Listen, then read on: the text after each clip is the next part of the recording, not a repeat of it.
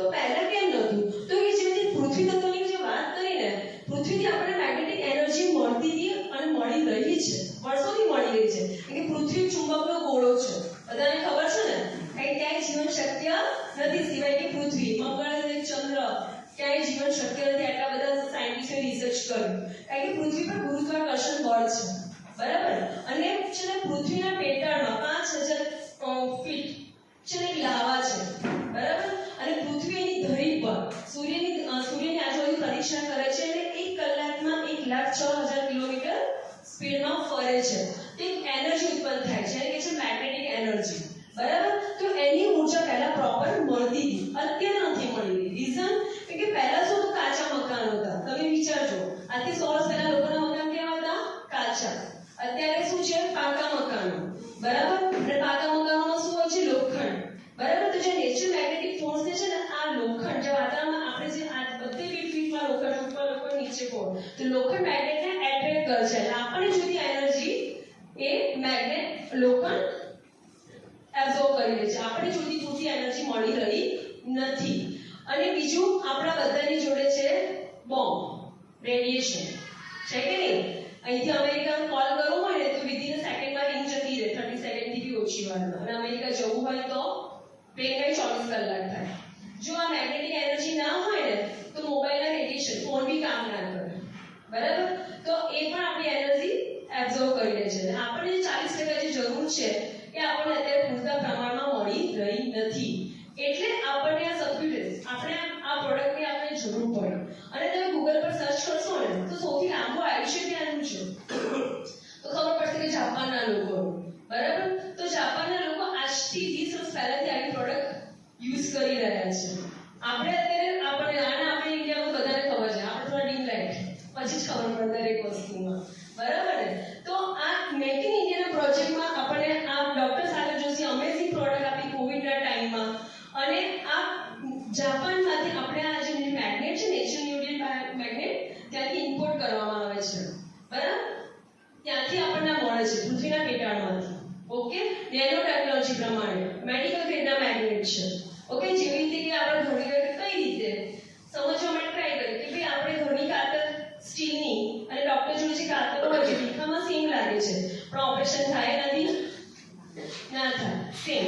આ લાગે છે તમને કે ભાઈ ક્યાં તો કોઈ ચુંબક છે, પણ ના, આ મેડિકલ ગ્રેડના મેગ્નેટ, નેચરલ યુનિટ બાયોમેગ્નેટ છે, બરાબર. તો આને પડે ને તો તૂટી જાય. ઓકે, તો આ મેગ્નેટનો આમાં યુઝ કરવામાં આવ્યો છે. પછી બીજી આની સાથે જ મેં તમને જે પાણી કીધું, પાણી અત્યારે આપણું લાઈવ વોટર નથી, ડેડ વોટર છે. પાણીનું કામ છે બોડીમાંથી કચરો કાઢવાનું. પણ તમે ફીલ કર્યું છે અત્યારે પાણી પીએ છે ને આપણે આગળનું તો ભાર લાગે, બરાબર ને. તો બી લોકોને કબજિયાત, એસિડિટીના પ્રોબ્લેમ્સ છે.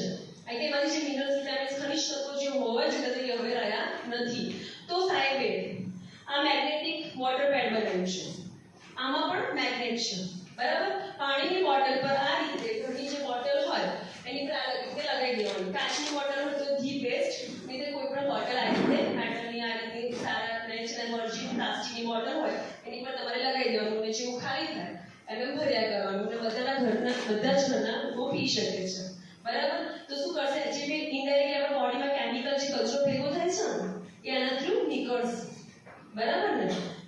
અને બીજું છે મેં જે તમને કીધું મોબાઈલના રેડિયેશન. મોબાઈલ એટલે આપણે રોજ છાપામાં વાંચીએ છીએ કે બાળક જો 1 કલાક મોબાઈલ વાપરે ને તો 15 સિગરેટ પીધા બરાબર છે, બરાબર ને. તો મોબાઈલના રેડિયેશન એટલા હાર્મફુલ છે. તો આ મોબાઈલના રેડિયેશનથી આપણને પ્રોટેક્ટ કરે છે. બધાને ખબર છે કે મોબાઈલ કેટલો ખતરનાક છે, પણ આપણી લાઈફસ્ટાઈલ હવે એના વગર જીવન ચાલી શકે એવું છે નહીં.